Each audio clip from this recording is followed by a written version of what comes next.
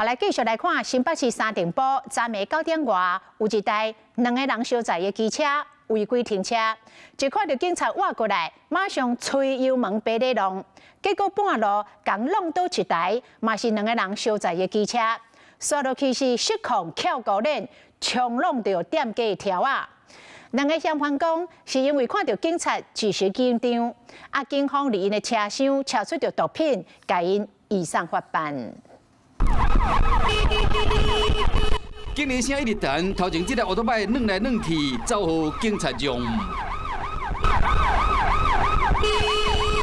警方一直二喇叭，不过这台双载奥多摆当作无听到，一直冲去压到其他奥多摆失控了，弄到条仔才停落来。 真的叫你趴着听不懂哦！趴下！骑车甲防载拢无想要配合警方，游玩被人抓起来，因为这台车有避免。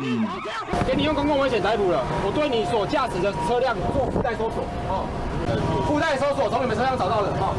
第二台白身份有安非他命、海洛因，也有丧尸烟弹，拢被敲掉，拢是因为2分钟前因心虚拒绝临检逃走，当场逮捕，依法侦办。 全案讯后，依公共危险罪及违反毒品危害防治条例，移送新北地检侦办。昨暝9点外，警方巡逻时，经过新北市三重埔龙滨路时，发现这台车违规停车，才要挖紧尔，桥倒摆这个人就赶紧要走，想到是因为有毒品。